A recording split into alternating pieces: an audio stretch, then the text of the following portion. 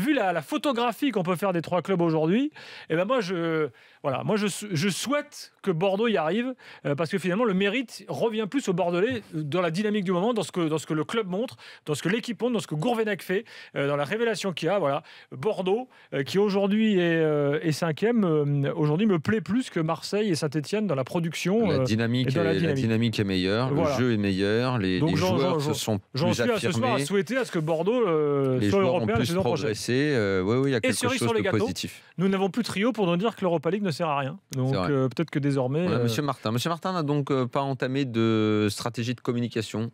Oui, c'est discret. Nous ne l'avons pas reçu. Tim Dugas ne l'a pas invité. Il a refusé. Pour l'instant, il ne parle pas. Assez étrange quand même cette situation parce que est-il un président sur la durée ?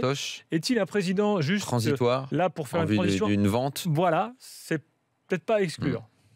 Je sais pas. Mais bon, là, moi, je parlais du plan sportif et ce qui se passe sur le terrain. Je ne parlais pas des coulisses. Comment ça, c'est pas à l'exclure Il joue plus à l'exclure.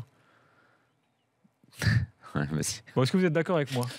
Oui. Moi, je suis d'accord. Moi, je suis fan de Gourvenec. Nous le disons depuis longtemps. Ce qui se passe, effectivement, si on veut mettre ça en parallèle de ce qui se passe en Ligue 1 en général cette année, c'est-à-dire sur une sorte de chose, comme on l'a dit souvent, qui va mieux, des entraîneurs plus intéressants.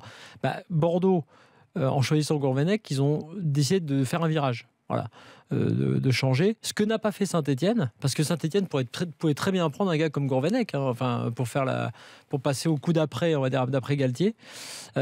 Donc Bordeaux, dans le principe, mériterait en tout cas, si ça se confirme, de prendre la place entre guillemets de Saint-Etienne qui vivote, qui tant bien que mal, et c'est plutôt valeureux, arrive à se dégoter une place au pied du podium tous les ans, mais sans séduire par son jeu. Voilà. En fait, Bordeaux a fait le choix du jeu, quand même, avec le Gourvenec, le choix d'abord de sportif. À mon avis, c'est le bon choix, parce qu'après, derrière, ils auront les moyens économiques, en images. On parlait des clubs qui peuvent se vendre, qui peuvent intéresser des repreneurs. On a ciblé Nice, on avait évidemment Paris, mais Bordeaux...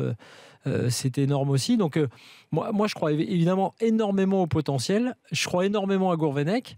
Après, quand même, sur le plan de l'effectif, puisque tu en parlais là, sur la comparaison des effectifs, on est un petit peu plus... on va dire indulgent avec Bordeaux, parce que quelque part Marseille, on a plus il y a toujours une exigence, il y a une exigence qui est toujours plus grande. Paris, Marseille, Lyon, même s'ils sont en reconstruction. PLM, alors que Bordeaux, même moi qui les aime bien, et certains vont dire mais t'es drôlement plus indulgent avec Bordeaux. T'as vu, en défense ils ont ci, ils ont ça, et c'est vrai. Il faudra que s'ils veulent passer à un et cap, puis s'ils sont européens, c'est une performance parce qu'on les attendait pas là. S'ils terminent 5e, on les attendait derrière Bordeaux, on les attendait derrière Marseille. Encore que Marseille, c'est un petit peu plus trouble parce qu'on a quand même tendance à oublier le début de saison de l'OM. Ils étaient quand même totalement à la rue et on n'attendait rien de l'OM cette année. Après, il y a eu le rachat et il s'est passé des choses. Il y a eu de l'argent dépensé cet hiver. Ça a un petit peu changé la donne autour de l'OM, mais n'oublions pas que la saison de l'OM a quand même été très compliquée. C'est intéressant l'histoire du changement de président, parce que là effectivement, la seule chose qui m'inquiète toujours avec Bordeaux, c'est le plus haut niveau.